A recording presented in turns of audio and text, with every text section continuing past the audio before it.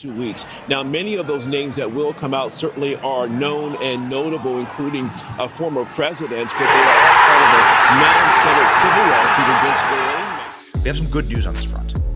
Very good news on this front. Over 170 of Jeffrey Epstein's high-profile associates will be named in court. Documents say that the documents will be unsealed in the first days of 2024. This is really, really important to getting to the truth. They have tried to block this for a long time. Why? Why are you defending a dead pederast? What is the purpose of defending the foremost sex trafficker in America, this side of Joe Biden? Because Joe Biden, by opening up our border, has facilitated far more human trafficking.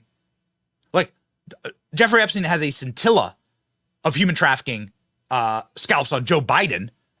Joe Biden, the biggest human trafficker, sex trafficker in the world. And that's not including Hunter, who's done his fair share. So now we're going to get a little bit of the truth. We're going to peel back this blackened curtain and see how many people in our government were actually part of this predator ring. Apparently, there are going to be former presidents on this list. I wonder who they will be. Will they rhyme with Spill Splinton? I don't know. Roll.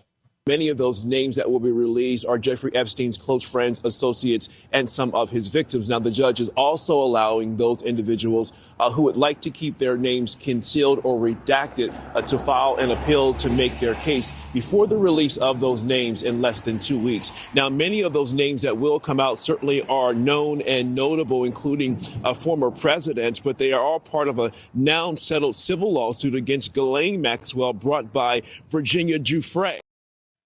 Oh, wait, hold on. A former president. Who could it be? Could it be the guy that has oil painting hung in his wall? Jeffrey Epstein's apartment had this painting in it. If you will recall, a younger viewer may not know this story, but that blue dress, pretty famous in America. That blue dress was covered in Bill Clinton's DNA. I'll just allow you to go back to sort of the basic home resources classes to let you figure out how that happened. Why is Bill Clinton wearing that dress? Why is he pointing? Why does he have that look on his face? Well, because this is Jeffrey Epstein proving that he has Bill Clinton. He's got you. I got you. You're mine. This was an intel operation. This was an opportunity to get blackmail on all of these powerful people, whether it's the royal family or whether it's senators or whether it's former presidents. But it's not just them who are being blackmailed. According to a member of Congress, other members of Congress are being blackmailed.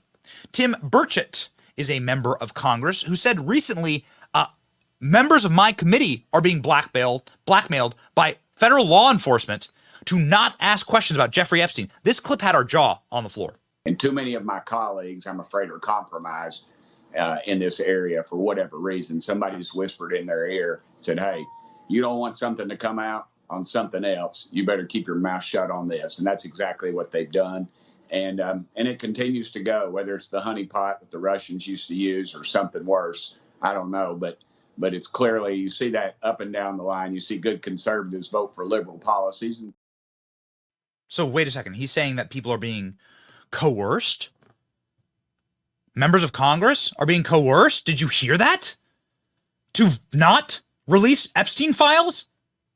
Who's doing that? Ladies and gentlemen, joining us now, the congressman who has the stones to actually ask questions that you're not allowed to ask and say that his own colleagues are compromised by federal law enforcement? Who, baby? We look forward to talking to Congressman Tim Burchett, who joins the program now.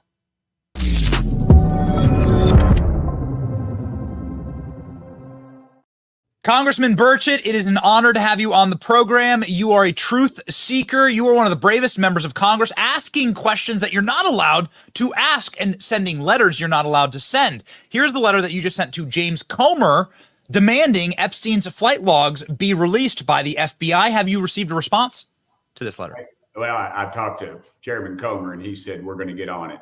So I said, after I sent the letter, or right before I did, I talked to him in the gym. He's a friend of mine. And I said, look, we got it. And he agreed with me. Let's get to the bottom of it. I was ticked off about how Durbin treated my friend, Senator Marsha Blackburn. And I thought, well, Republicans have a majority. Let's take that majority out for a walk and see what happens in the House. And in your letter, you say, why are we protecting the foremost pederast on planet Earth? He's dead and he's a pedophile. And so we shouldn't be protecting this man. Correct. Seems common sense. Yeah, you'd think that. You would think that, except, of course, we all know the dirty truth. A lot of powerful people. And, the flight logs are one thing, but that little black book and some of those tapes are what the American public need to get a hold of. I suspect most of it's been washed by now anyway, but I'd like to have a shot at it. And I think our Justice Department ought to come out, get their head out of the sand, and it might be a family show. But I think we better let's just do what's right for a change in Congress. Maybe get their head out of the sand that exists on the beaches of Little St. James, because that seems to be where many of our government officials' heads were buried, along with maybe a couple of other secrets that might be buried. There's so much footage of our own FBI and our own intelligence agencies raiding Jeffrey Epstein properties. And what happened to all of that information? Why do we have no answers? Well, I think I know. I think it's because some very powerful, influential people who are seriously compromised by those videos are keeping it from our view. I mean, why not? The lady, his female friend, whatever, Maxwell, whatever her name is, she's locked up. She's not saying anything, of course, because if she does, she'll end up committing suicide by shooting herself in the back of the head 12 times. And then Epstein, he's burning in hell right now. So, who are we protecting? What the heck is going on? What is going on? And, this kind of stuff just stinks to high heaven. His death, he's the most viewed, most talked about prisoner in the world, basically at that time. And then he's on suicide watch. And the way suicide watch is, if you've ever seen it, you've got a guard that literally sits outside of the jail, of the thing, and in a very secure environment. And yet the two people that were supposed to be doing it, somehow they weren't there. And then somehow this camera was miraculously not working. This thing's a clown show. This is like a third world country. And yet the national media just lets it go. And why do they let it go? Obviously, because the people they're figuratively and possibly literally in bed with are involved in this thing. And it stinks. And I don't care what party you're in. I don't care if you're a preacher or an atheist or a Republican or a Democrat or a mugwump, but dadgummit, the American public deserves to know the truth. Congressman, you represent the state of Tennessee. Marsha Blackburn has been completely blackballed in the Senate for asking for these flight logs to be released and for this client list to be released. It seems like now you are fighting with her in the House. Why the protection mechanism? And more importantly, you mentioned recently in an interview that there may be some members of Congress who are personally compromised by this, and they don't want the truth to get out. Can you expound on that? Yeah, 100%. You got powerful people and they write the big checks. Well, let's be honest. And powerful people in this country, they write the big checks. And they're the ones out on the tarmac when the president comes and visits, and whichever party they're in. They always either out on the tarmac or in the private room. They're the ones that write the big checks. They don't care who's in. They hate this country. They hate what we're about, but they love their portfolios and they love their money more than they do anything else. And they protect it, and they protect the people that do that. And by doing so, the old honeypot, the Russians do that, and I'm sure members of Congress have been caught up. Why in the world would good conservatives vote for crazy stuff like what we've been seeing out of Congress? It's how it works. You're visiting, you're out of the country or out of town, or you're in a motel or a bar in D.C., and some whatever you're into, women or men or whatever, comes up and they're very attractive and they're laughing at your jokes and you're buying them a drink. Next thing you know, you're in the motel room with them naked. And next thing you know, you're about to make a key vote. And what happens? Some well-dressed person comes up and whispers in your ear, "Hey man, there's tapes out on you. Were you in a motel room on whatever with whoever?" And then you're like, uh-oh, and said, "You really ought not be voting for this thing." I mean, and what do? It's human nature. And, no man or no woman actually is an island, and they know what to get at. If it's women, drugs, booze, it'll find you in DC and in most elected offices. And that's what people of power and influence do. And it's just, I've been in this game my whole life. I spent 16 years in the state legislature in Tennessee and 8 years as county mayor. And now I'm in my 5th year of Congress. But it's just, the stakes are higher, but the game is still the same. Congressman, what you've just described here is going to be shocking. I mean, I suppose people have watched Hollywood movies, right, where there's blackmail associated with it, but they've never heard from an elected representative and somebody with such a prestigious elected history as you have. I mean, you've been doing this, as you just described, for 3 decades. Describe it in such terms. Have you actually witnessed this happen, this blackmail mechanism? And who are the people doing the blackmails? Is it the intelligence agencies? Is it donors or special interests? I think it's all of the above. It's how you own somebody. And let me tell you the other way they do it. They say you're an influential person in leadership or whatever, and your wife happens to get a job with one of these so-called consulting firms or with a missile defense company, or is hired by the state party in your home state.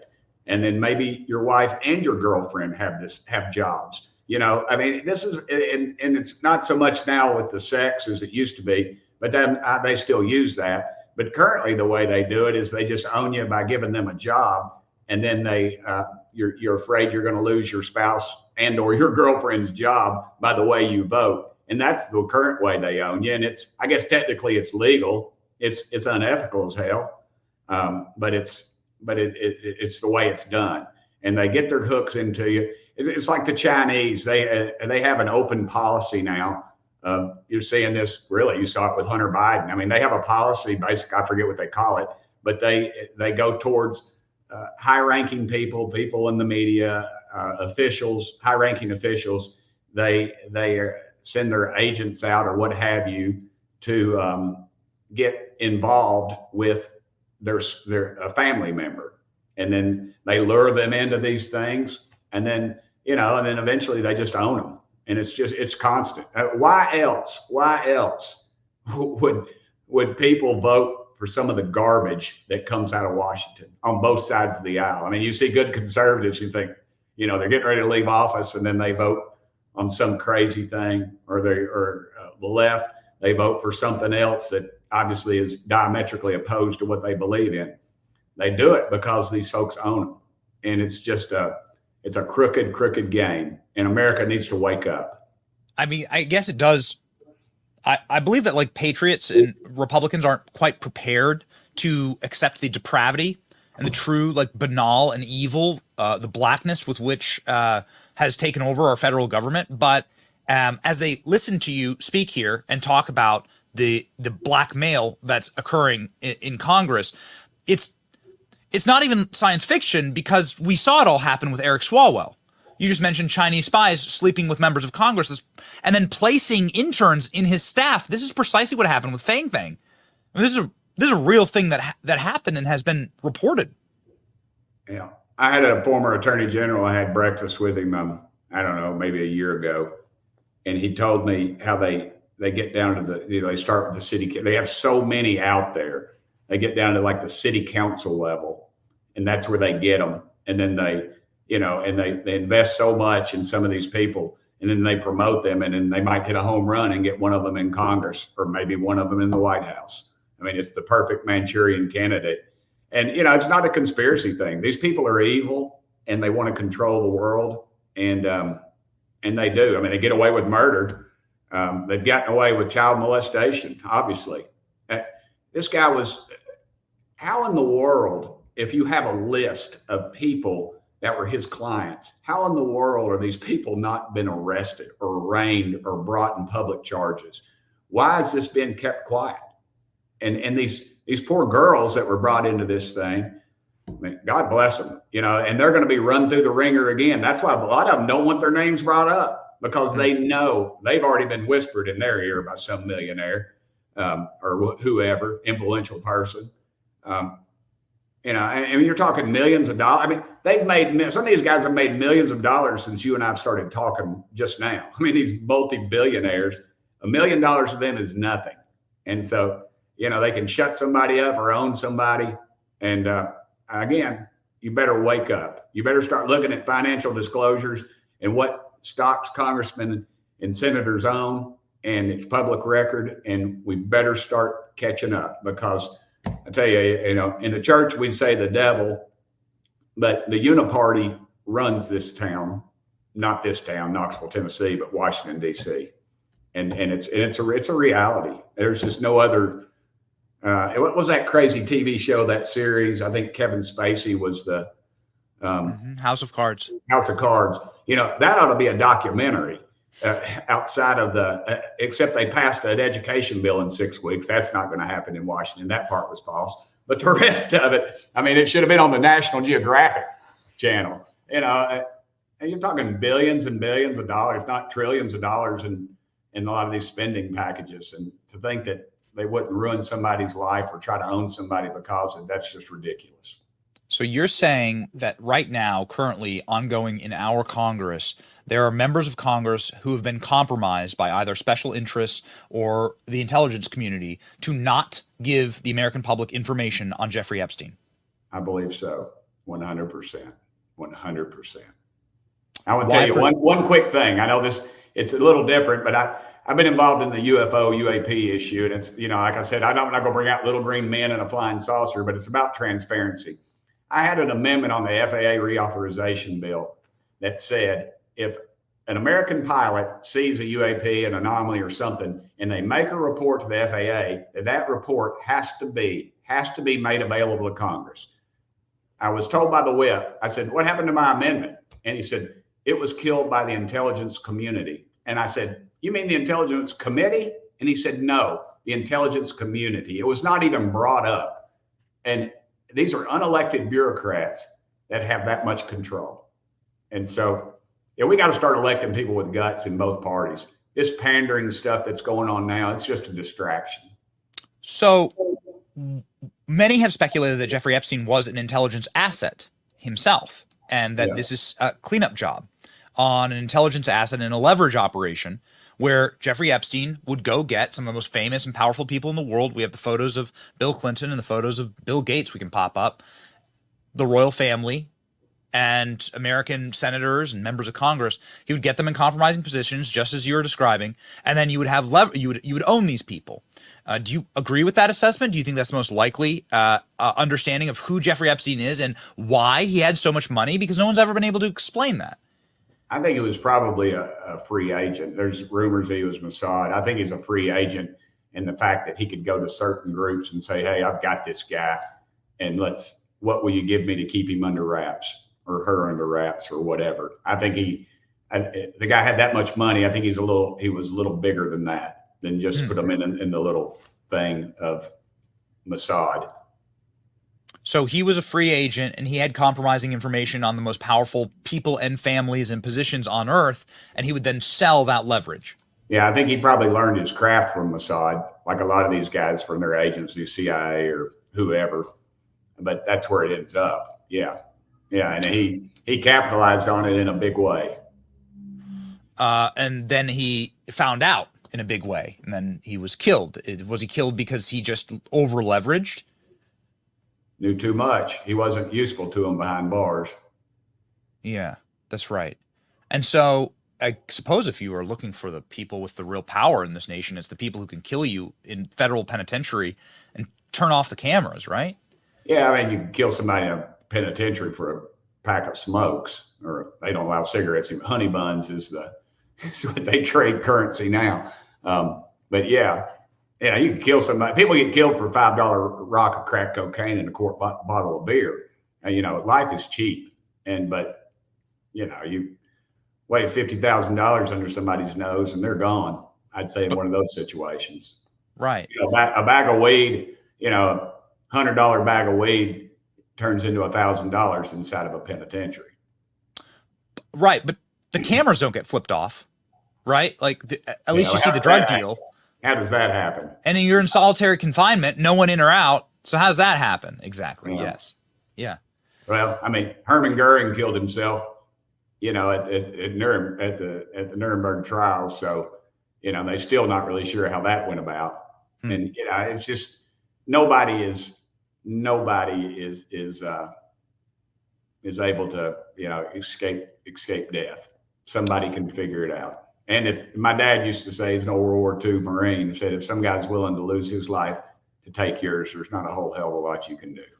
So here's the former president of the United States, the man who knows a lot of secrets, as presidents tend to, in the capture of Jeffrey Epstein 26 times on the Lolita Express, going down to that island. No doubt, just pure probability, Jeffrey Epstein had an enormous treasure trove of information on Bill Clinton. In fact, had an oil painting of Bill Clinton in a blue dress, in Monica Lewinsky's DNA-soaked dress, sitting in his apartment. Super creepy.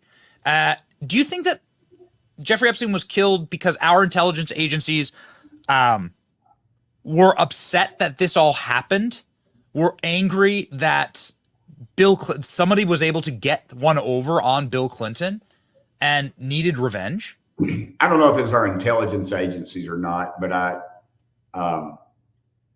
somebody of power, it's always, there's always a diversion in these things. You always look at A and it's always A+3.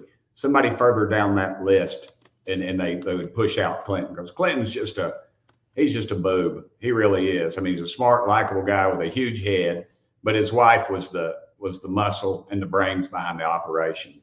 And so I suspect that he sighed a sigh of relief, and she did too, for whatever deal they've cut with the devil. But I just suspected that it could have been a combination of a couple of those people that were involved, and they all know they're on the list, and they've all hung out together since then, a few of them. And so I suspect it was planned by that. But yeah. I suspect it's somebody we don't know. You suspect this was planned by the Clintons? I don't know if they planned it or not, but they're not good people. They're not. They are too. Yeah. When I first got to Congress, you'd hear people whisper things. Democrats, I'm in the gym, and there's that lovely oil painting, and it was just creepy in all kinds of directions. But you would hear people whisper things about Bill and Hillary. And now they just openly talk about it. They laugh about it, about people that have met their demise, that have been close to them. And then, it's just a laughed and talked about fact, but nobody's going to do anything again, because the big boys protect their own, and he took care of them. Wow. So members of Congress who know make jokes about the Clintons disappearing people? 100%. Democrats. Wow. Republicans always did, but to hear Democrats talk about it, to me, it's kind of the gloves are off kind of thing. It is remarkable what happens when people just talk in public. This is John McCain's wife. John McCain, of course, runs for president a couple times. Inarguably, in his lifetime, one of the most powerful Republicans to serve in Congress. And his wife said this about Jeffrey Epstein. I'd love to get your reaction to it. It hides in plain sight. Epstein was hiding in plain sight. We all knew about him. We all knew what he was doing. But we had no one that was, legal aspect that would go after him. They were afraid of him. For whatever reason, they were afraid of him. So everyone knew what Epstein was doing? Is that square? She's one of the most powerful. She's married to one of the most powerful men in politics, and she says everyone knew what Epstein was doing and nobody did anything. Yeah, I wasn't there when I didn't know anything about him until I saw it on the news. But yeah, that doesn't surprise me at all. And why isn't that the leading clip when they talk about Epstein every night? Because they're protecting their folks, and that's exactly what they're doing. And it's obvious, And why the heck didn't they have the guts to come out and why didn't they publicly go to the Justice Department, write a letter to the Justice Department as I did, and put them on record? You can whisper it to them, or you can kind of slide something over to them. But when you make a letter public like I did, that's what needs to be done, because the American public needs to be talking about it, and they ought to get mad, and they ought to get to the polls and start flexing their muscle. So in conclusion here, I want to kind of put a pin in this. What happens when we see the actual, you said that James Comer is going to follow through. Now we have a story about 170 different Jeffrey Epstein high-profile associates will be named in court documents set to be unsealed in the first day of 2024. So it sounds like we will be getting names of his associates, of the people who he was trafficking to.